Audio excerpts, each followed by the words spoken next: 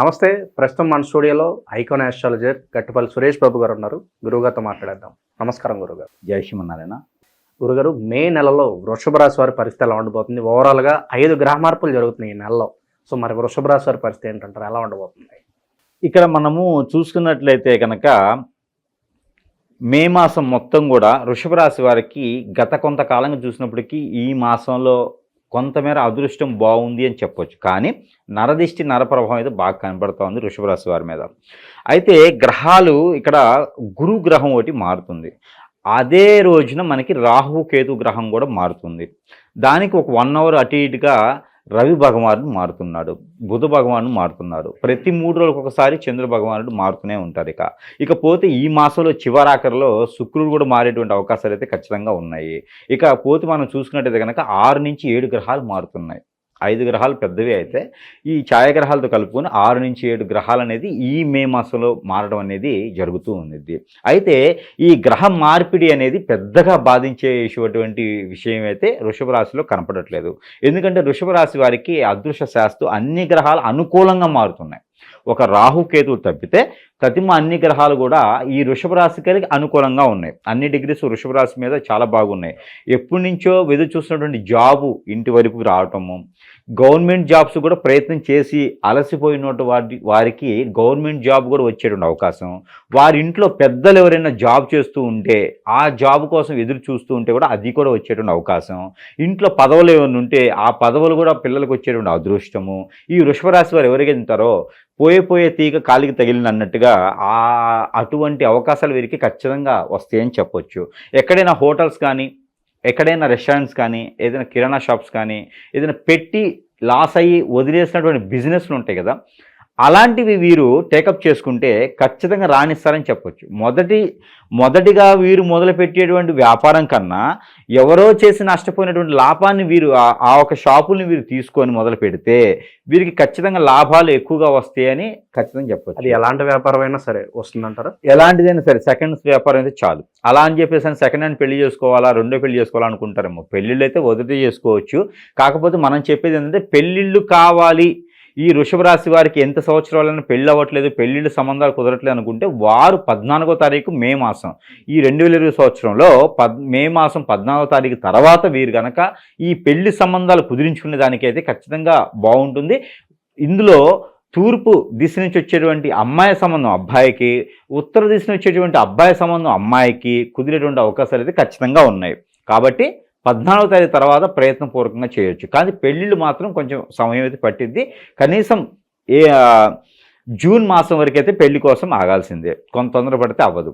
ఇలాంటి వ్యాపారాలు అయితే సెకండ్స్ ఏదైతే వదిలిపెట్టి ఉన్నారో అలాంటి వ్యాపారాలు టేకప్ చేస్తే ఖచ్చితంగా వీరు రాణించేటువంటి అవకాశం అయితే ఉంది. పార్ట్నర్షిప్ వ్యాపారాలు అయితే పనికిరావు. ఆరోగ్య పరిస్థితి ఎలా ఉండబోతుంది గురుగారు వీళ్ళకి? వృషభ రాశి వారికి ఆరోగ్య సమస్యలు అయితే ఖచ్చితంగా ఉంటాయండి. ఎందుకంటే నరదిష్టి వల్ల కూడా ఆరోగ్య సమస్యలు అనేది వస్తాయి. 1 side headache, sinus, shoulder pain, ఇలాంటి బాడీ పెయిన్స్, కాళ్ళ నొప్పులు కావచ్చు, మోకాళ్ళ నొప్పులు, మోచే నొప్పులు, ఇలాగ జాయింట్ పెయిన్స్, ఇలాంటివన్నీ కూడా నరదిష్టి ప్రభావం వల్ల ఎక్కువగా బాధించేటుంది. హెల్త్ ఇష్యూ అయితే పెద్దగా లేదు, కానీ బాడీ పెయిన్స్ అయితే మాత్రం ఉన్నాయి. ఓకే. విద్యార్థుల పరిస్థితి ఏంటి? విదేశీ ప్రయత్నాలు చేసుకోవచ్చు అంటారు గురుగారు వీళ్ళు? విదేశానికి అయితే మాత్రము మే 18వ తారీఖు నుంచి ప్రయత్నం చేస్తే ఖచ్చితంగా వీరికి అవకాశాలు అయితే ఖచ్చితంగా వస్తాయని చెప్పొచ్చు. యూకే లాంటి ప్రదేశాలకి, యూకే లాంటి దేశాలకైతే వీరు ప్రయత్నం చేయొచ్చు. యూఎస్ లాంటి అయితే మాత్రం కొంచెం సమయం చూపిస్తుంది. కాబట్టి యూకే లాంటి ప్రదేశాలకు వీరు ప్రయత్నం చేసుకుంటే ఖచ్చితంగా వెళ్ళేదానికైతే ఉంటుంది. లేదా గల్ఫ్ కంట్రీస్ కూడా వీరు ప్రయాణం చేస్తే కనుక ఖచ్చితంగా వెళ్ళేదానికైతే కనపడుతుంది. ఇకపోతే జాబు విషయం అయితే, జాబులో వెసులుబాట్లు అయితే మాత్రం మే 22వ తారీఖు తర్వాత జాబు కోసం, జాబ్లో వెసులుబాటు, వీరి మీద స్ట్రెస్ ఫీల్ లాంటివి ఉంటే కూడా కొంతమేర తగ్గేదానికి అవకాశాలు అయితే కనబడుతున్నాయి. ఓకే. వైవాహిక జీవితం ఎలా ఉండబోతుంది గురుగారు? భార్యాభర్తల జీవితం అయితే కనుక కొత్తగా పెళ్లి అయ్యాట అంటే ఆలోచన అయితే లేదు. పెళ్లి సంబంధం కుదిరే వరకే ఉంటుంది.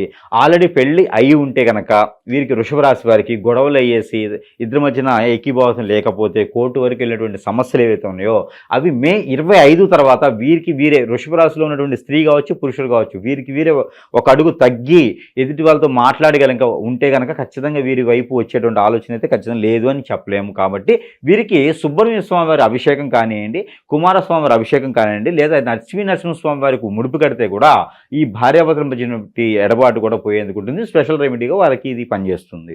ఓకే. పెండింగ్లో ఉన్న పనులన్నీ పూర్తవడానికి ఎంతవరకు అవకాశం కనిపిస్తుంది గురుగారు?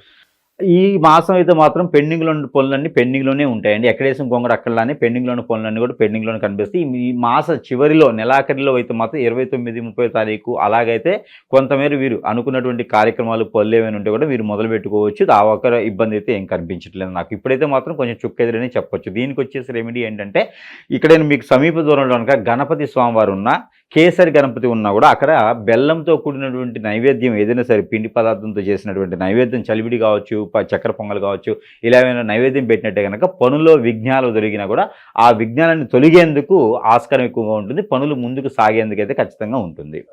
ఇక ప్రజెంట్ ఉన్న గ్రహస్థితి బట్టి ఇంకా ఎలాంటి రెమెడీస్ చేసుకుంటే బాగుంటుంది గురుగారు వీళ్ళు?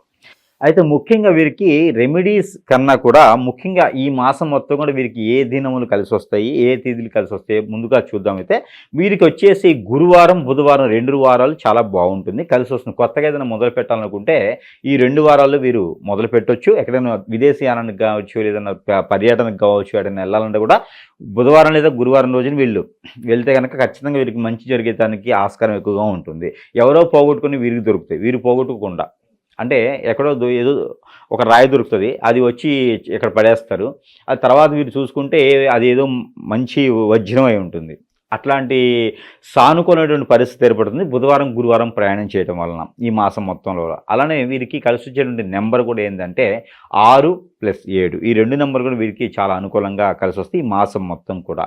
ఇకపోతే వీరికి వీరి కలర్ వచ్చేసి వీరికి అన్ని రకాల గ్రహాలన్నీ కూడా సానుకూలంగా ఉన్నాయి కాబట్టి గ్రీన్ కలర్ వీరికి చాలా బాగుంటుంది. ఎల్లో కలర్, ఈ 2 కలర్స్ కూడా వీరికి మాసం మొత్తం కూడా చాలా అనుకూలంగా కనపడుతూ ఉన్నాయి. ఇకపోతే మీరు అడిగినట్టుగా ఇంకా రెమెడీస్, ఈ రెమెడీస్ ఏంటంటే కనుక ఆవుకి ఆకుకూరలు తినిపించాలి. ఏదైతే బుధవారం ఉందో బుధవారం లేదా గురువారం రోజున ఆవుకి ఆకుకూరలు తినిపించడం వీరికి పెద్ద రెమెడీ అని చెప్పవచ్చు. లేదా గోధుమ రొట్టెల మీద బెల్లంతో ఏదైనా కోరికలు ఉంటే రాసుకొని, ఏదైనా దోషాలుంటే కూడా తొలగాలని రాసుకొని ఆ రొట్టెల్ని ఆవుకు తినిపించాలి. అవి తినిపించడం ద్వారా అయితే మంచి ఇబ్బంది లేకుండా జరిగిపోతుంది. అలానే మనము ఈ గ్రహాల నుంచి సానుకూలంగా ఇంకా బాగుండేందుకు గ్రహాల నుంచి తీసినటువంటి నెంబర్ కూడా ప్రతిరోజు పారాయణ రూపంగా జపం చేసుకునేందుకు నెంబర్ కూడా ఇచ్చేయడానికి చూద్దాము. అయితే వృషభ రాశి వారికి 55443866 ఈ నెంబర్ని 225 టైమ్స్ 225 సార్లు చదివినట్టయితే కనుక ప్రతిరోజు కూడా చదవాలి. చేతిలో ఏదన్నా జీడిపప్పు కావచ్చు, ఏదైనా కిస్మిస్, అంజీర్ లాంటివి ఒక 5 గింజలు చేతిలో పెట్టుకొని ఈ నెమ్మని పాలన రూపంగా చేసుకొని తినడం ద్వారా వీరిలో ఉన్నట్టు ప్రకృతి దోషాలే కాకుండా గ్రహరిత్య దోషాన్ని కూడా తొలగిపోయేదానికి ఖచ్చితంగా ఉంది. ఈ యొక్క వృషభ రాశి వారు మే మాసం 2000 సంవత్సరంలో వీరు కూడా రాణించేందుకు ఖచ్చితంగా ఆస్కారం అయితే లేదు అని చెప్పలేం. ఓవరాల్గా ఈ రాశి వాళ్ళందరూ కూడా ఏ విధంగా ఉండబోతుంది ఈ నెల అనేది చాలా బాగా వివరించారు గురుగారు. ధన్యవాదాలు.